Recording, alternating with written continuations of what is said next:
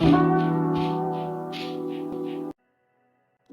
has become the first nation to successfully land a spacecraft near the south pole of the moon. India's space agency is celebrating the successful moon landing of its Chandrayaan-3 spacecraft. India is marking a historic moment in their space program today. The country made its first landing on the moon. Historic news. India has become the first country in the world to successfully land a craft near the moon's south pole.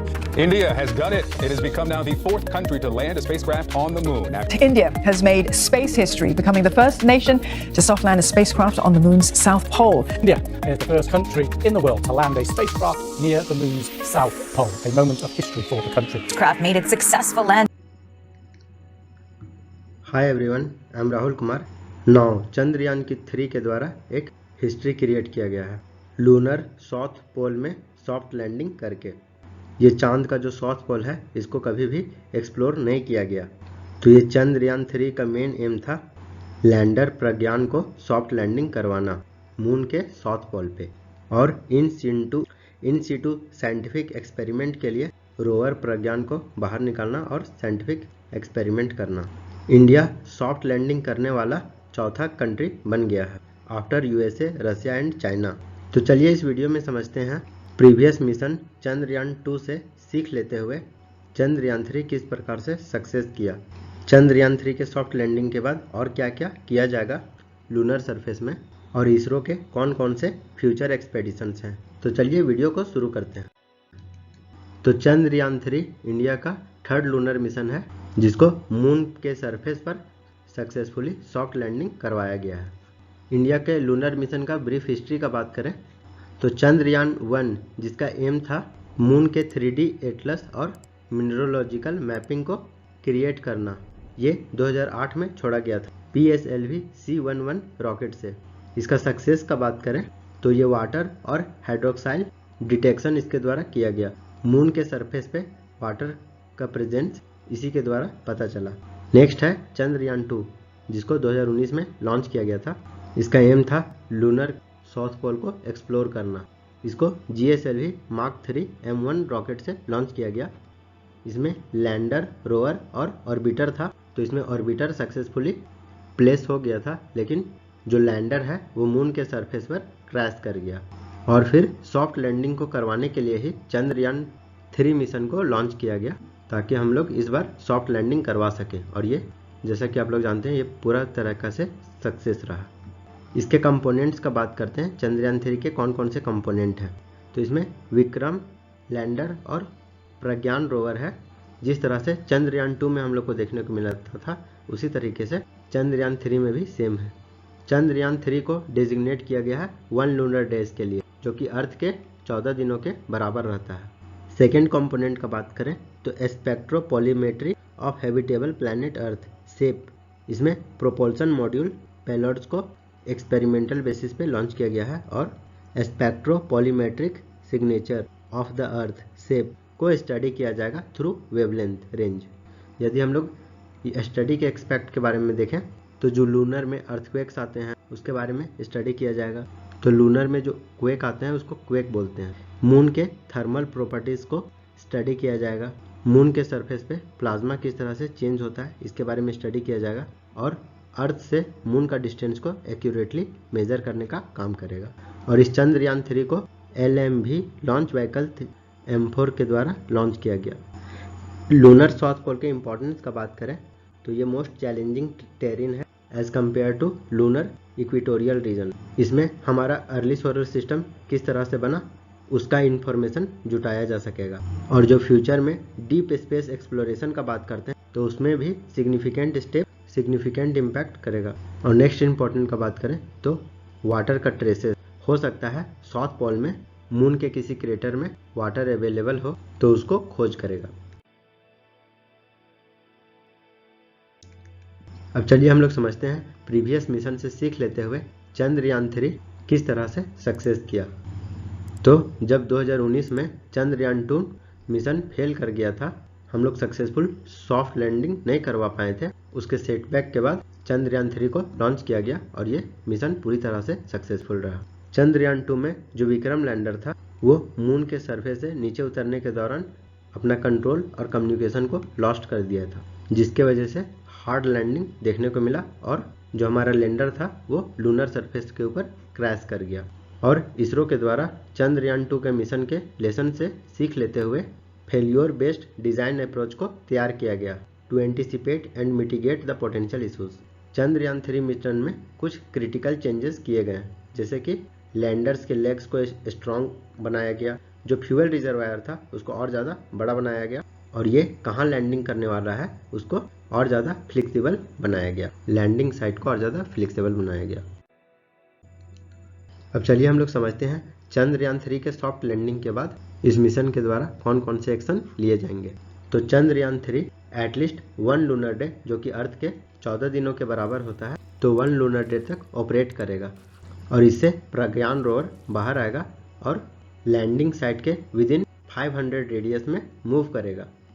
और प्रज्ञान के द्वारा बहुत सारे experiment को conduct किया जाएगा और उसके बाद फिर उस एक्सपेरिमेंट का डेटा और इमेजेस को सेंड किया जाएगा लैंडर के पास, और उसके बाद फिर विक्रम लैंडर के द्वारा इस डेटा और इमेजेस को ऑर्बिटर के पास ट्रांसमिट किया जाएगा, और उसके बाद ऑर्बिटर के द्वारा इस डेटा और इमेजेस को अर्थ में भेजा जाएगा।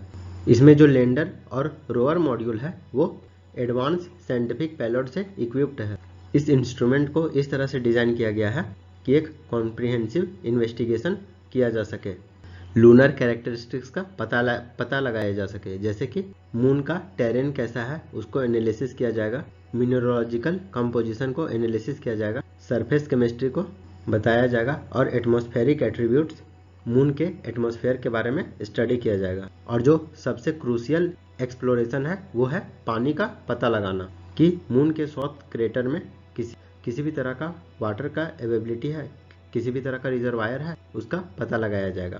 प्रोपल्शन मॉड्यूल के द्वारा लैंडर और रोवर को लूनर ऑर्बिट के 100 किलोमीटर के अराउंड कॉन्फ़िगरेशन किया गया था और इसमें spectropolarimetry of habitable planet Earth SHAPE payload को लॉन्च किया गया था to study the spectral and polarimetric measurement of the Earth from the lunar orbit.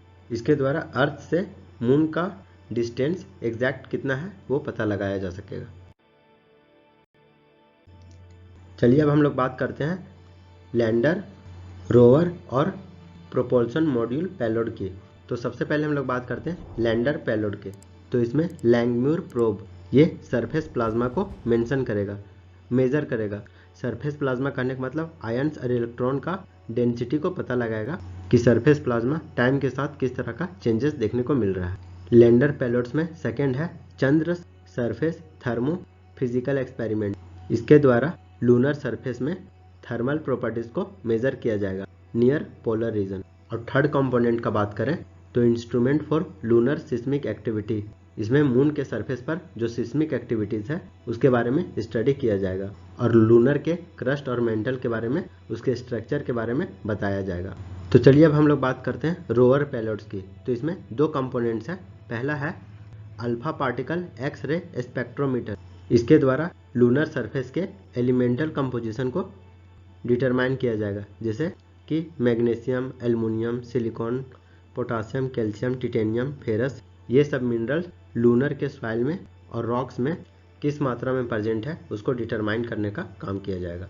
और सेकेंड है लेजर इंड्यूस ब्रेकडाउन स्पेक्ट्रोस्कोप। इसमें लूनर सरफेस के केमिकल कंपोजिशन और mineralogical composition को बताया जाएगा, जिसके वजह से लूनर सरफेस को हम लोग और आसानी से समझ पाएंगे। अब चलिए हम लोग बात करते हैं प्रोपल्शन मॉड्यूल पेलोड की। तो इसमें SHAPE spectropolarimetry of habitable planet Earth. इसके द्वारा अर्थ और मून का एग्जैक्ट डिस्टेंस का पता लगाया जा सकेगा। चलिए अब हम लोग देखते हैं इसरो के और कौन कौन से फ्यूचर एक्सपेडिशंस हैं। तो चंद्रयान 3 के बाद इसरो का प्लान है चंद्रयान 4 को लॉन्च करने की। इसके द्वारा लूनर इवोल्यूशन का पता लगाया जा सकेगा।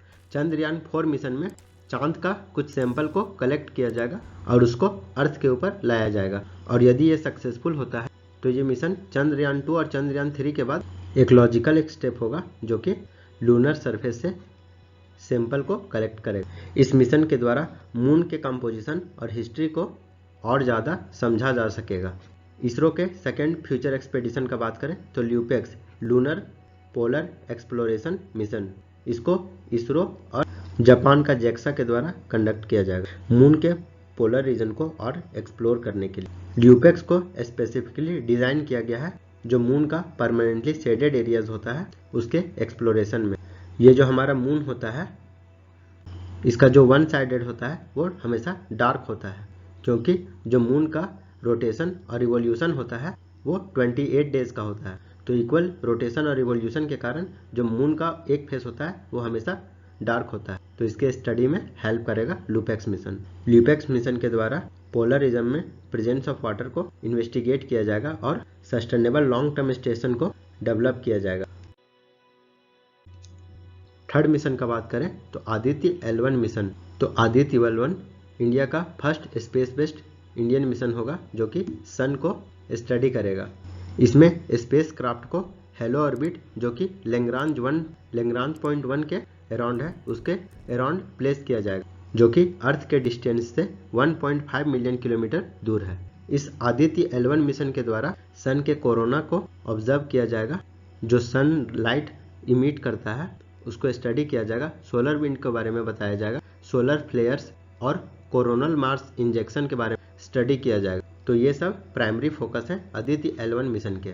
इसरो के नेक्स्ट फ्यूचर एक्सपेडिशन का बात करें तो XPoSat X ray polarimeter satellite. ये इंडिया का पहला पोलरीमीटर डेडिकेटेड मिशन है जो कि स्टडी का काम करने का काम करेगा। एस्ट्रोनॉमिकल एक्स रे के वेरियस डायनेमिक्स को स्टडी करने का काम करेगा इन एक्सट्रीम कंडीशंस। और इस स्पेसक्राफ्ट में 2 साइंटिफिक पैलेट्स को कैरी किया जाएगा जिसको लो अर्थ ऑर्बिट में प्लेस किया जाएगा। इसरो के 5th फ्यूचर एक्सपेडिशन का बात करें तो निसार मिशन नासा और इसरो साथ में मिलकर डेवलप करेंगे। इसको लो अर्थ ऑर्बिट में प्लेस किया जाएगा और निसार के हेल्प से 12 दिनों के भीतर ग्लोब का इंटायर मैप को क्रिएट किया जाएगा, जो कि इसके द्वारा कॉन्स्टेंटली डेटा को रिसीव किया जाएगा और अर्थ में जो अर्थ का इकोसिस्टम है वो उसमें जो चेंजेस आ रहा है उसके अंडरस्टैंडिंग में हेल्प करेगा। और इसके साथ साथ अर्थ में जो आइस मास है, वेजिटेशन बायोमास है, जो हमारा सी लेवल राइज हो रहा है, ग्राउंड वाटर और जो नेचुरल हजार्ड्स आ रहे हैं जैसे कि अर्थक्वेक्स, सुनामी, वोल्केनोस, लैंडस्लाइड, ये सब के बारे में भी एक अंडरस्टैंडिंग डेवलप किया जाएगा थ्रू निसार मिशन। इसरो के 6th फ्यूचर एक्सपेडिशन का बात करें तो गगनयान मिशन। ये बहुत इंपॉर्टेंट मिशन है। इसमें 2 अनमैन्ड और 1 मैन्ड फ्लाइट को भेजा जाएगा GSLV Mk3 लॉन्च व्हीकल की मदद से, जिसको अब LMV-3 भी कहा जाता है। इसमें ह्यूमन को स्पेस में भेजा जाएगा और सेफ्टली रिटर्न लाया जाएगा अर्थ पे। और इस गगनयान मिशन में ह्यूमन रेटेड ऑर्बिटल मॉड्यूल को भी सेंड किया जाएगा। और जो मैन्ड फ्लाइट है इसमें 3 एस्ट्रोनॉट्स को कैरी किया जाएगा, जिसमें से एक वीमेन होगी। इसको लो अर्थ ऑर्बिट में 7 दिनों के लिए एस्ट्रोनॉट्स को भेजा जाएगा। इसरो के नेक्स्ट फ्यूचर मिशन का बात करें तो शुक्रयान 1। शुक्र ग्रह हम लोग वेनस को कहते हैं, तो इसमें वीनस में ऑर्बिटर को सेंड किया जाएगा ताकि वीनस के जियोलॉजिकल और वोल्केनिक एक्टिविटीज को स्टडी किया जा सके। और इसके साथ साथ जो वीनस के ग्राउंड से लगातार इमिट होते रहता है, वीनस का विंड स्पीड, क्लाउड कवर और वीनस के अदर प्लैनेटरी कैरेक्टरिस्टिक्स को स्टडी करने का काम किया जाएगा शुक्रयान मिशन 1 के द्वारा। तो यदि आपको यह वीडियो अच्छा लगा हो तो लाइक करें, सब्सक्राइब करें और शेयर करें। And thanks for watching.